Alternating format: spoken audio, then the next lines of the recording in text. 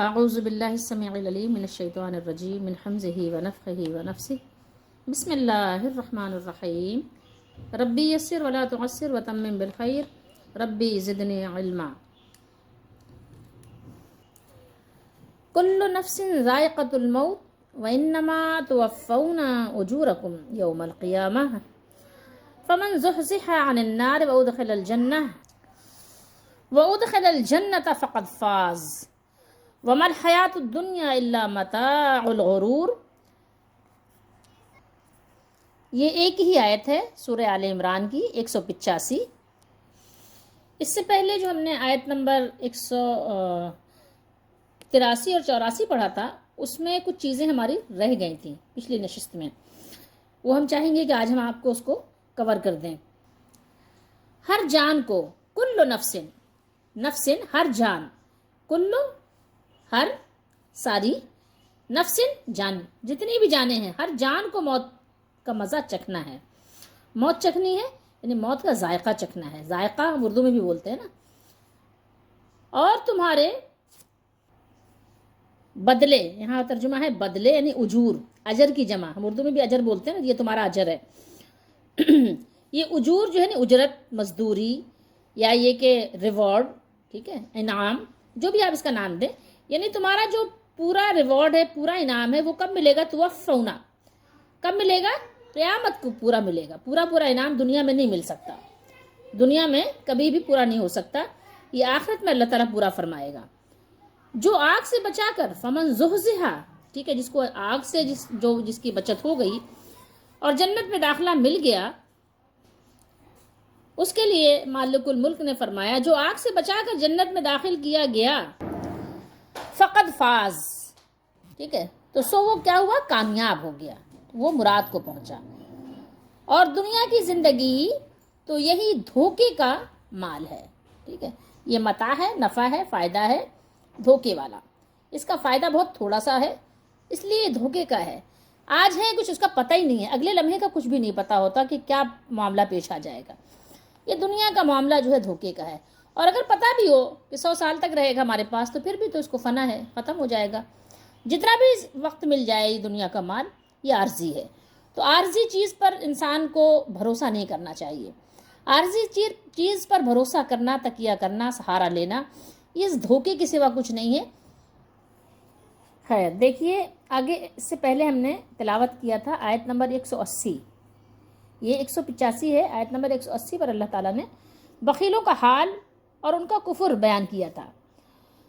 تو اب یہاں پر بخیلوں کا حال اور ان کا کفر بیان کرنے کے بعد بتایا کہ دنیا کے جس مال و متاع کے جمع کرنے کے لیے، جس کو تم جمع کر رہے ہو، جس کے جمع کرنے کے لیے تم بخل کرتے ہو یا انسان بخل کرتا ہے، یہ سب کچھ کیا ہے؟ فانی ہے۔ یہ سب کچھ کیا ہے؟ عارضی ہے۔ یہ سب کچھ کیا ہے؟ ختم ہو جانے والا ہے، جس کی تم نے امید لگائی ہوئی ہے۔ اور باقی رہنے والا کیا ہے؟ باقی رہنے والا ہے آخرت کا سارا جو کچھ معاملہ ہے، آخرت کی زندگی وہ باقی رہے گی، اور وہ ابدی ہے اور سرمدی ہے۔ لہٰذا انسان کو چاہیے کہ آخرت کی فکر کرے اور اس میں کامیابی کی کوشش کرتا رہے۔ اور یہ جو فرمایا تمہیں تمہارے اجر قیامت کے دن ہی پورے دیے جائیں گے، تو اس کے معنی یہ ہے کہ انسان کو دنیا یا برزخ میں بھی کچھ نہ کچھ اعمال کا بدلہ ملتا ہے، ٹھیک ہے، پورا نہیں ملتا لیکن ملتا ہے۔ دنیا میں بھی کچھ نہ کچھ اس کو صلہ رحمی کا بھی، اور اس کو جو ہے خیرات کرنے کا بھی، اور اس کو اچھے اعمال کرنے کا بھی کچھ نہ کچھ صلہ اس کو یہاں بھی وقتاً فوقتاً ملتا رہتا ہے۔ مگر پورا بدلہ کب ملے گا؟ وہ پورا بدلہ قیامت کے دن ہی ملے گا۔ اور اسی طریقے سے جو لوگ برائیوں میں، اللہ کی نافرمانی اور بغاوت میں لگے رہتے ہیں، ان کو بھی کچھ نہ کچھ اس کا صلہ دنیا میں ملتا رہتا ہے، لیکن ان کا بھی پورا بدلہ کب ملے گا؟ قیامت کے دن ملے گا۔ اور فرمایا کہ دنیا کی زندگی کیا ہے؟ اور دنیا کی زندگی محض متاع الغرور ہے، دھوکے کا سامان ہے، دھوکے کا گھر ہے، دھوکے کی چیزیں ہیں۔ اس کی ظاہری زیب و زینت سے تو ہم سب کو چاہیے کہ ہم دھوکہ نہ کھائیں، اس سے دھوکہ نہیں کھانا چاہیے۔ اصل کامیابی تو آخرت کی کامیابی ہے۔ اصل کامیابی یہ ہے کہ انسان دوزخ سے بچا لیا جائے۔ اصل کامیابی یہ ہے کہ انسان جنت میں داخل کر دیا جائے۔ اصل تو میراث یہ ہے، اصل تو کامیابی یہ ہے، اصل تو دولت یہ ہے، ثروت یہ ہے، اور اصل تو عزت بھی یہی ہے۔ اور نبی کریم رؤوف الرحیم صلی اللہ علیہ وسلم کا فرمان بھی بڑا خوبصورت ہے، لا عیشہ الا عیش الآخرہ، لا عیشہ الا عیش الآخرہ، کل نفس ذائقۃ الموت۔ یہ بہت بڑی خبر ہے۔ کیا ہے؟ ہر نفس کو موت کا ذائقہ چکھنا ہے۔ اللہ تعالیٰ اس مقام پر ایک ایسی خبر ہمیں دے رہا ہے جو تمام مخلوقات کے لیے ہے، اور وہ یہ ہے کہ ہر جاندار کو، ہر جاندار نے ایک نہ ایک دن موت کے ذائقے کو چکھنا ہے، ٹھیک ہے؟ ہر جاندار کو، اور ہر جاندار نے اس کا ٹیسٹ اس کو ملے گا کہ اس کا موت کا ٹیسٹ کیا ہے، اس کا ذائقہ کیسا ہوتا ہے۔ اس کا اندازہ اس کو ابھی نہیں ہو سکتا، اس کا اندازہ اس کو اسی وقت ہوگا کہ جب اسے موت آئے گی، جب پھر کہا جائے گا نا کہ یہی وہ دن ہے، یہی وہ وقت ہے جس سے تم بھاگتے تھے۔ موت سے ہر شخص ڈرتا ہے، کچھ بھی ہو جائے، لیکن اللہ کے نافرمانی کرنے والوں کے لیے کبھی ایسا بھی ہوتا ہے کہ زندگی ایسی تنگ ہو جاتی ہے کہ وہ خود اپنی جان کے دشمن بن جاتے ہیں، اپنی موت اپنے ہاتھوں سے وہ زندگی ان کی اتنی بدتر ہو جاتی ہے کہ وہ اپنی موت اپنے آپ کو پھانسی دیتے ہیں اور موت کے گھاٹ اتارتے ہیں۔ کبھی ایسی زندگی تلخ ہو جاتی ہے انسان کی، اور یہ کسی ایسی وجہ سے نہیں کہ کسی آخرت کی وجہ سے وہ اپنا دم توڑ رہا ہے، نہیں، بلکہ وہ دنیا میں ایسے دھوکے میں، جو دھوکہ اللہ نے بیان کیا اس کا تھوڑا سا آپ کو اندازہ ہونا چاہیے۔ لیکن وہ لوگ بھی جو اپنے آپ کو موت کے گھاٹ اتارتے ہیں خود اپنی مرضی سے، ان کو یہ سوچنا چاہیے کہ اس سے کچھ سکون آپ نے حاصل ہونا نہیں ہے۔ کہتے ہیں نا، یا تو گھبرا کے یہ کہتے ہیں کہ مر جائیں گے، یہاں تو گھبرا کے یہ کہتے ہیں کہ مر جائیں گے، اور مر کے بھی چین نہ پایا تو کدھر جائیں گے۔ کبھی سوچا آپ نے اس کے بارے میں؟ نہیں سوچا۔ سوچئے، پھر سوچئے، ایک مرتبہ آپ کو وقت ملا ہے، بار بار نہیں ملنے کا۔ کل نفس ذائقۃ الموت پر ہم آپ کو ایک آیت سنانا چاہتے ہیں مزید۔ ذائقۃ الموت اسی کے ضمن میں آپ یہ دیکھ لیجئے، اللہ تعالیٰ نے یہاں یہ سورہ قصص ہے، وہاں دیکھیے کیا بیان کیا اللہ تعالیٰ نے، آخری آیات ہیں۔ فرمایا کہ یہ دیکھیے، کل شیء ہالک، غور کیجئے گا ذرا اس پہ، آیت پہ غور کیجئے، کل شیء ہالک الا وجہہ، دو ہا ہے، وجہہ ہے، جب ٹھہریں گے تو ایک ہا کو جو ہے صرف ہلکی سی آواز آئے گی۔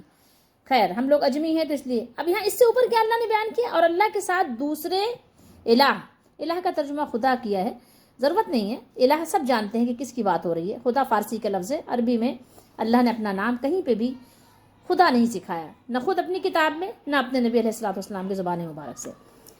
تو اللہ کے سوا دوسرا الہ نہ پوج کیا مطلب ہے؟ کسی بھی طرح سے دوسرے کی عبادت نہ کرو، کسی اور سے دعا بھی نہ مانگو، اس کے سوا کوئی الہ نہیں ہے، لا الہ الا ہو، وہی ایک ہے۔ اور پھر کیا فرمایا؟ ہر چیز کو فنا ہے، کل شیء ہالک، ہر ایک چیز کو ہلاکت ہے، ہر چیز ختم ہو جائے گی، ہلاک ہو جائے گی۔ کل شیء ہالک، ہالک کا ترجمہ یہاں فانی ہے، لیکن ہر چیز کو فنا ہے، ہر چیز ختم ہو جانے والی ہے، ہر چیز برباد ہو جانے والی ہے، سوا اس ذات کے یا اس کے چہرے کے۔ وجہن ویسے چہرے کو کہتے ہیں، ٹھیک ہے؟ ہو ضمیر اللہ کی طرف جا رہی ہے، ہو ضمیر کدھر جا رہی ہے؟ اللہ کی طرف جا رہی ہے، کہ اللہ کے چہرے کے سوا، یعنی اللہ کی ذات، ٹھیک ہے؟ ظاہر چہرہ چونکہ ظاہر بہت عظیم ہے اور ہمیں نہیں معلوم کہ اللہ کا چہرہ کیسا ہے، بس ہم اس پر ایمان رکھتے ہیں جو اللہ نے بیان کیا، ہم اس پر تبصرہ نہیں کرتے، صرف ایمان رکھتے ہیں جو اللہ نے بیان کیا، کیونکہ ہماری عقل محدود ہے، ہماری عقل کی وہاں تک رسائی نہیں ہے، نہ ہم اس پر کوئی تبصرہ کرتے ہیں، نہ بحث کرتے ہیں، نہ مباحثہ کرتے ہیں، نہ اس پہ کوئی تکلف اور تقریر کی کوشش کرتے ہیں، بلکہ کیا ہے، ہم اس پر ایمان رکھتے ہیں جیسا کہ اللہ نے بیان کیا، سو اس کی ذات کے، ٹھیک ہے؟ اسی کا حکم ہے، لہ الحکم وإلیہ ترجعون، اور اسی کی طرف پھر کر جانا ہے، اسی کی طرف لوٹ کر جانا ہے، واپسی بھی اسی کی طرف ہے۔ تو جب کوئی اور ہے نہیں اس کے سوا، اگر کوئی اس کے سوا ہو تو باقی رہے نا، جب کسی اور کو بقا ہے ہی نہیں، سب کو فنا ہے، تو پھر کسی اور کو پکارنا بھی بے مقصد بے سود ہے، ٹھیک ہے؟ اسی طریقے سے سورہ رحمان میں اللہ نے کیا بیان کیا؟ سورہ رحمان میں بیان فرمایا، کل من علیہ فان ویبقى وجہ ربک ذو الجلال والاکرام۔ سورہ رحمان میں اللہ تعالیٰ نے بیان کیا کہ جو مخلوق بھی ہے زمین پر سب کو فنا ہونا ہے، سب کو فنا ہونا ہے، اور آپ کے جو رب کا چہرہ ہے، ٹھیک ہے، کیا ہے؟ وجہ ربی کا، وجہ ربی کا، آپ کے رب کا جو وجہ ہے، جو جلال و عظمت والا، جو بزرگی والا چہرہ ہے وہ باقی رہے گا، ٹھیک ہے، جو اس کی ذات ہے وہ باقی رہے گی. سمجھ رہے ہیں بات کو؟ اچھا، اسی طریقے سے بہت سے لوگ اس میں بحث مباحثہ کرتے ہیں، جیسے عرش کے بارے میں بحث کریں گے کہ عرش اگر ہے، اگر اللہ عرش پر ہے تو عرش چھوٹا ہے کہ بڑا ہے، اللہ سب سے بڑا ہے عرش، نعوذ باللہ استغفر اللہ. یہ بڑی گمراہی کی باتیں ہیں، فتنہ انگیز باتیں ہیں. اس سے سوائے فتنہ فساد کے اور کچھ بھی حاصل نہیں ہونا ہے، اور یہ فتنے فساد کے نتیجے میں انسان تباہ و برباد ہو جائے گا. صحابہ کرام نے کبھی اس پر تبصرہ اور بحث نہیں کیا، ایمان لائے. اسی طریقے سے حضرت امام مالک جو ایک بہت بڑے فقیہ گزرے ہیں، ان سے جب کسی نے سوال کیا تو ناراض ہوئے، اور اس کے جواب میں انہوں نے کیا کہا؟ انہوں نے جواب میں کہا کہ اللہ تعالیٰ عرش پر ہے، الاستواء معلوم، اللہ تعالیٰ عرش پر ہے، یہ تو ہمیں معلوم ہے. کیوں معلوم ہے؟ کہ قرآن میں، حدیث میں ہے، حدیث میں بھی اس کا اللہ کے نبی نے اس کی وضاحت فرمائی ہے. تو فرمایا کہ الاستواء معلوم، کہ علی العرش استواء، یہ تو ہمیں معلوم ہے. اور فرمایا والکیفیت مجہول، اور اس کی کیفیت کیا ہے، اس کا انداز کیا ہے، طریقہ کار کیا ہے، یہ مجہول ہے، یہ ہمیں معلوم نہیں ہے. ٹھیک ہے، یہ ایک راز ہے، پردہ ہے ہمارے لیے. بس ہمیں اتنے ایمان لانا جتنا بیان کیا. اور پھر کیا فرمایا؟ تیسری بات فرمایا کہ والایمان بہ واجب، ہمارے لیے اس پر ایمان لانا کیا ہے؟ واجب ہے، یعنی فرض ہے کہ اس پر ایمان لائیں کہ ہاں بس ہے، اللہ کا عرش ہے. بہت سے لوگ کہتے ہیں نہیں عرش نہیں ہے، وہ اللہ کا عرش سے مراد قدرت ہے، اس کی مثالیں دیتے ہیں. پھر آپ یہ بتائیے کہ جو قیامت کے دن اللہ کا عرش 8 فرشتے اٹھائیں گے تو کیا اللہ کی قدرت کو اٹھائیں گے؟ کبھی ان سب چیزوں کے بارے میں سوچا؟ اور پھر اللہ کے نبی نے بخاری شریف میں فرمایا کہ جس دن سعد بن معاذ رضی اللہ تعالیٰ عنہ شہید ہوئے، ان کا انتقال ہوا، تو آپ نے فرمایا کہ آج اللہ کا عرش جو ہے وہ جھوم اٹھا. تو کیا اللہ کی قدرت جھوم اٹھی؟ مطلب بہت ساری چیزوں کا آپ دیکھیں کہ آپ انکار کر دیتے ہو قرآن کا، اور آپ کو پتہ بھی نہیں چلتا. اس لیے ہمیں ان چیزوں سے بہت زیادہ یعنی احتیاط کا راستہ ہے، یہ احتیاط کا دامن نہیں چھوٹنا چاہیے ہمارے ہاتھوں سے. پھر امام مالک نے فرمایا چوتھی بات والسؤال بہ بدعۃ، والسؤال بہ بدعۃ، فرمایا کہ اس کے بارے میں سوال کرنا، جیسے کہ مثال کے طور پہ اللہ تعالیٰ کی پنڈلی ہے تو کیسے ہے، چہرہ ہے تو کیسا ہے، اس کے 2 ہاتھ ہیں تو کیسے ہیں، وہ عرش پر استوا فرمایا اس نے تو کیسے ہے، اس کا عرش کیسا ہے، اس پر بات کرنا بدعت ہے.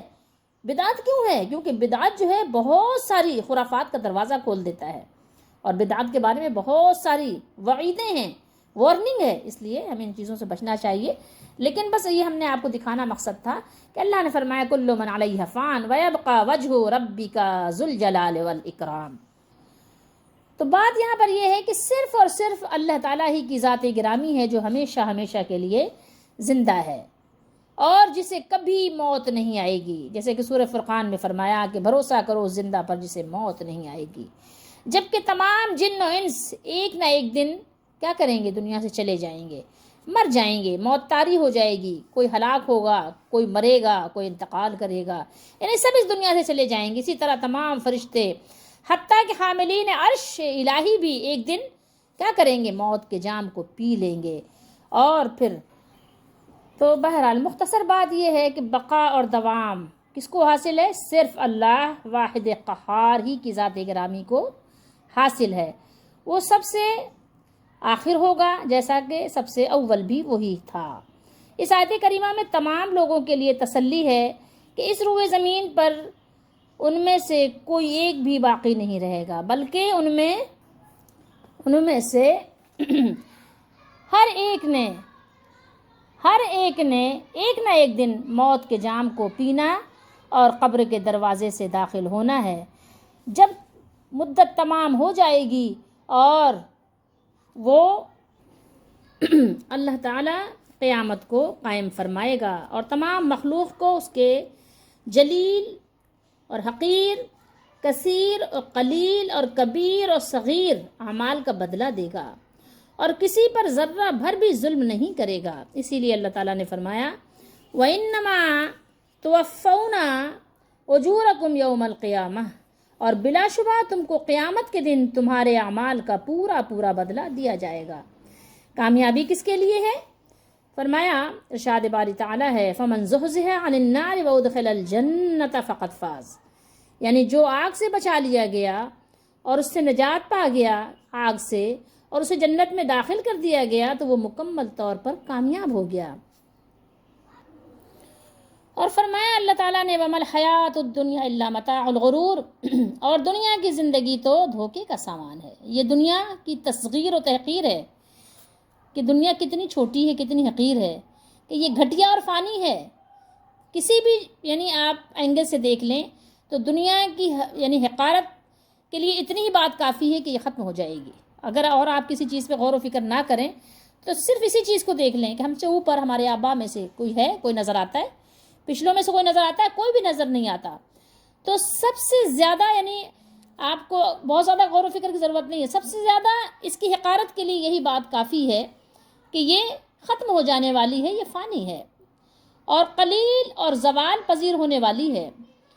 جیسا کہ اللہ تعالیٰ نے فرمایا سورہ اعلیٰ میں بل تؤثرون الحیات الدنیا والآخرۃ خیر وابقیٰ، مگر تمہارا کیا معاملہ ہے، تم لوگوں کا حال یہ ہے تم لوگ دنیا کی زندگی کو ترجیح دیتے ہو، حالانکہ آخرت بہت بہتر ہے۔ والآخرۃ خیر وابقیٰ، وہ خیر بھی ہے اور ابقا بھی ہے۔ کیا ہے؟ فرمایا کہ وہ زندہ اور پائندہ بھی ہے، ٹھیک ہے، وہ بہترین ہے، آخرت بہت بہتر اور بہت پائندہ تر ہے۔ اور فرمایا وما اوتیتم من شیء فمتاع الحیات الدنیا وزینتها وما عند اللہ خیر وابقیٰ، سورہ قصص میں فرمایا اور جو چیز تم کو دی گئی ہے وہ دنیا کی زندگی کا فائدہ اور اس کی زینت ہے، اور جو اللہ کے پاس ہے وہ بہتر اور باقی رہنے والی ہے۔ اور صحیح مسلم شریف کی ایک حدیث شریف ہے، اللہ کے نبی صلی اللہ تعالیٰ علیہ وآلہ وسلم نے ارشاد فرمایا واللہ مد دنیا فی الآخرۃ الا کما یغمس احدکم اصبعہ فی الیم فلینظر بما ترجع، فرمایا دنیا آخرت کے مقابلے میں اس طرح ہے جیسے کوئی اپنی انگلی کو سمندر میں ڈبوئے تو وہ دیکھے کہ اس کی انگلی کے ساتھ سمندر کے پانی میں کس قدر کمی آئی ہے۔ یعنی جب انگلی ہم سمندر میں یا دریا میں ڈالیں اور پھر اپنی انگلی نکال لیں، پھر ذرا اندازہ لگائیں کہ میری انگلی ڈالنے سے جو پانی میری انگلی میں لگ گیا تو سمندر کے پانی میں کتنی کمی کی میری انگلی کے پانی نے، کیا کمی کرتا ہے؟ کچھ بھی نہیں کرتا نا، اگر آپ دیکھیں غور کریں تو یہ اللہ کے نبی صلی اللہ علیہ وسلم نے بہترین انداز میں نصیحت کر کے سمجھایا۔ اور دنیا کی زندگی تو دھوکے کا سامان ہے، اور دنیا کا معاملہ یہ ہے کہ یا تو ہم اس کو چھوڑ دیں گے یا یہ ہمیں چھوڑ دے گی، ہم مر جائیں گے تو ہم اس کو چھوڑ کر چلے جائیں گے، اور اگر ہم نہیں مریں گے جب تک تو ظاہر ہے ایسے ہو سکتا ہے کہ یہ دنیا بھی ہمیں چھوڑ دے۔ کبھی ایسا ہوتا ہے نا کہ انسان ایسے بستر پر لاغر پڑ جاتا ہے کہ دنیا کی کسی چیز کا اس کے لیے کوئی نفع اور فائدہ باقی نہیں رہ جاتا، ایسا بھی ہوتا ہے۔ تو دنیا کا سامان یہ سامان ہے جسے چھوڑ دیا جائے گا۔ تو جتنا ممکن ہو سکے مجھ سے اور آپ سے جس قدر ہو سکے دنیا کے اس سامان کو اللہ تعالیٰ کی اطاعت میں خرچ کریں۔ اور قوت اور طاقت کس کی طرف سے ہے؟ اللہ کی طرف سے ہے۔ لا حول ولا قوت الا باللہ۔ دنیا سے دل لگانے والوں یاد رکھو، یہ دنیا کی ظاہری چمک دمک، دنیا کی ظاہری آب و تاب، تو اس دنیا کی زندگی سے اور دنیا کے سامان سے دھوکہ نہ کھانا۔ یہ ایسا سودا ہے جس کی ظاہری آب و تاب دیکھ کر خریدار پھنس تو جاتا ہے، لیکن بعد میں جب اس کی قلعی کھلتی ہے نا، جب جوتے کی پالش اترتی ہے تو پتہ چلتا ہے کہ یہ کس قدر پرانا ہے، یہ کس قدر پرانا ہے جب پتہ چلتا ہے، جب اس کو ظاہر آپ نے پالش کر دی اور ادھر ادھر آپ نے کر کے بظاہر لگا کہ بہت چمک دمک والا بالکل نیا ابھی نکل کے آیا ہے۔ کل نفس ذائقۃ الموت، اس کی ہم تھوڑی سی تفسیر دیکھیں گے ضیاء القرآن کی، اس کا حاشیہ دکھاتے ہیں آپ کو۔ یہ بیان کرتے ہیں اس میں یہود اور منکرین کو تنبیہ کی جا رہی ہے کہ وہ دن آنے والا ہے جب تمہیں موت کا پیالہ پینا پڑے گا اور اپنے کیے کی سزا بھگتنی پڑے گی۔ اور اس میں ان مسلمانوں کے لیے تسلی بھی ہے جو قبول اسلام کے بعد اپنوں اور بیگانوں کے مظالم کا ہدف بنے ہوئے تھے کہ گھبراؤ نہیں، حق کے لیے اپنی زندگی کے 4 روز جیسے گزرتے ہیں گزار لو، جیسے گزرتے ہیں گزار لو، اور وہ دن آنے والا ہے جب تمہیں اس کا اجر عظیم عطا فرمایا جائے گا۔ دیکھیے اللہ رب العالمین نے مجھے اور آپ کو یہاں پر کیسا سبق دیا ہے، ایک نصیحت کی ہے، نصیحت قبول کرنے والوں کو، ان کو نصیحت کی گئی ہے، جو نصیحت قبول نہیں کرتے ان کو کیا سمجھایا جائے گا۔ اچھا، ایک بہت بڑی بدنصیبی لوگوں کے ساتھ پتہ ہے کیا ہوتی ہے؟ سب سے بڑی بدنصیبی لوگوں کے ساتھ یہ لگی ہوتی ہے کہ اگر لوگ بدعقل ہوں اور جاہل ہوں اور اپنے آپ کو وہ عقل کل سمجھیں یا بہت عقل مند سمجھنے کے ساتھ ساتھ اپنے آپ کو عالم فاضل سمجھیں، تو ان کو سمجھایا کیسے جائے؟ ان کو سمجھانا بہت مشکل ہوتا ہے، اور یہ بہت بہت کہنا چاہیے کہ یعنی بے نصیبی کو دعوت دینے والی چیز ہے۔ اس لیے اس سے بھی اپنے آپ کو بچائیں۔ کم از کم انسان اپنے جہل کو جانتا ہو کہ مجھے یہ چیز نہیں معلوم، تو سیکھنے کی کوشش کرے گا۔ اگر یہ سمجھے گا کہ میرے پاس عقل کی کمی ہے، تو ظاہر ہے وہ مزید عقل حاصل کرنے کی، عقل مندوں سے ان کی حکمت کی باتیں سیکھنے کی کوشش کرے گا۔ لیکن اگر کسی کو اس بات کا اندازہ ہی نہیں کہ اس کی عقل کم ہے یا اس کے اندر جہل کی کوئی بات پائی جاتی ہے، تو ظاہر وہ سیکھنے کی صلاحیت بھی اس کی ختم ہو جاتی ہے۔ تو اللہ تعالیٰ ہم سب کو سمجھنے کی توفیق دے۔ تو اس آیت میں ایک تو اس اٹل حقیقت کا بیان ہے کہ موت سے کسی کو فرار نہیں ہے، کوئی اس سے مفر حاصل نہیں کر سکتا، کوئی فرار حاصل نہیں کر سکتا۔ لاکھ تو قلعوں کے اندر چھپ مگر موت کو ہرگز نہیں کوئی مفر، موت سے آپ فرار حاصل نہیں کر سکتے، موت تو آئے گی، ٹھیک ہے؟ یہ ایک اٹل حقیقت ہے، اس کو تم مانو یا مت مانو، لیکن آئے گی۔ اور دوسرا یہ کہ دنیا میں جس نے اچھا یا برا جو کچھ کیا ہو، جو کچھ بھی اس نے کیا ہوگا، اس کو اس کا پورا پورا بھرپور بدلہ دیا جائے گا۔ تیسرا، کامیابی کا معیار بتلایا گیا ہے کہ کامیاب اصل میں وہ ہے جس نے دنیا میں رہ کر اپنے رب کو راضی کر لیا۔ کامیاب کون ہے؟ جس نے اپنے مالک کو راضی کر لیا، جس کے نتیجے میں وہ جہنم سے دور اور جنت میں داخل کر دیا گیا۔ چوتھا یہ کہ دنیا کی زندگی سامان فریب ہے، دھوکے کا سامان ہے۔ کیا ہے؟ دھوکے کا سامان ہے۔ جو اس سے دامن بچا کر نکل گیا، دھوکے کے سامان سے جس نے اپنا بچاؤ کر لیا، جس نے دھوکے اور فریب سے بچا لیا، جیسے کہتے ہیں دنیا ایک طلسم کی مانند ہے، یہ دھوکہ دیتی ہے۔ قیامت کے دن آئے گی، ایک بوڑھی عورت کی شکل میں آئے گی، کہ دنیا مؤنث ہے نا، اس لیے ایک بوڑھی عورت کی شکل میں آئے گی، حدیث شریف میں ہے۔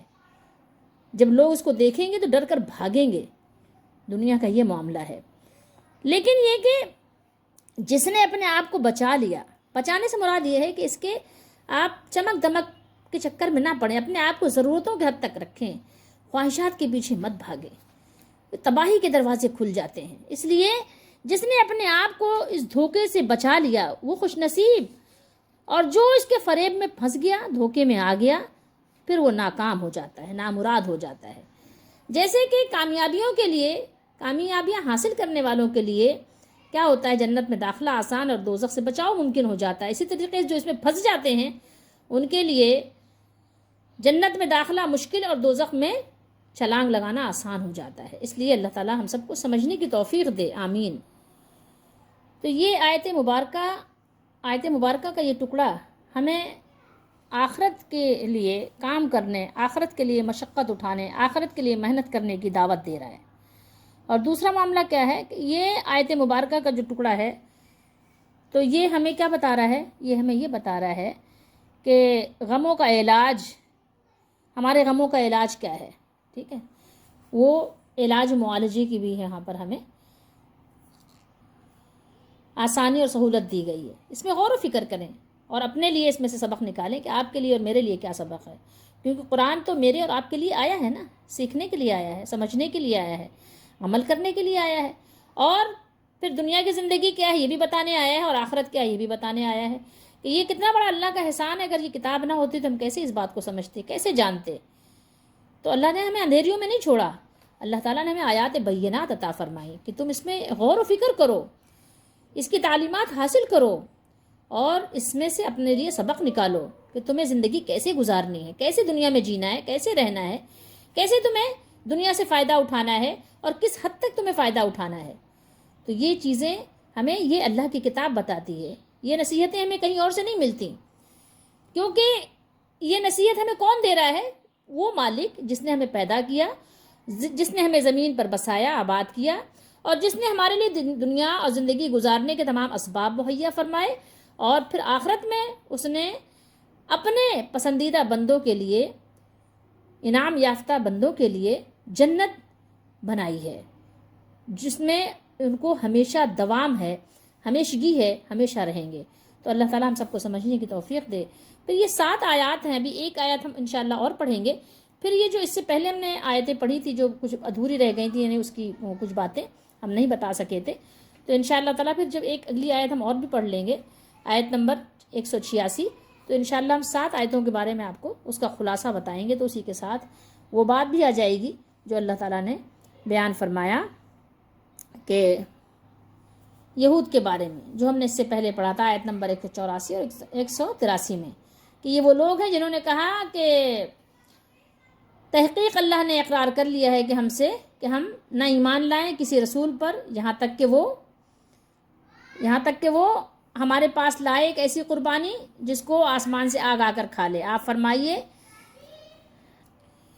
کہ مجھ سے پہلے بھی تمہارے پاس رسول علیہ الصلوۃ والسلام تشریف لائے تھے اور معجزے کے ساتھ بھی آئے تھے، اور وہ معجزہ بھی دکھایا تھا جس کو تم مجھ سے طلب کر رہے ہو، مجھ سے مطالبہ کر رہے ہو، تو ان کو تم نے کیوں شہید کیا، اور انہیں تم نے یعنی کیوں شہید کیا اگر تم سچے ہو، ان کنتم صادقین۔ اور پھر آگے اللہ نے بیان کیا فَإِن كَذَّبُوكَ، اگر یہ جھٹلاتے ہیں آپ کو تو یہ کوئی نئی بات نہیں ہے، بے شک جھٹلائے گئے رسول آپ صلی اللہ علیہ وسلم سے پہلے بھی، ٹھیک ہے، جو تشریف لائے تھے معجزات اور صحیفے اور روشن کتاب کے ساتھ۔ تو پھر انشاءاللہ تعالی ہم 7 جو آیتیں ہیں اس پر ہم آپ کو یعنی پوری طریقے سے کوشش کریں گے کہ قرآن و حدیث کی روشنی میں اس کی وضاحت ہو جائے۔ اللہ تعالی ہم سب کو قرآن پر عمل کرنے کی، اس کو سمجھنے کی، اس پر ایمان اور یقین رکھنے کی، اور آگے اس دعوت کو پہنچانے کی توفیق عطا فرمائے۔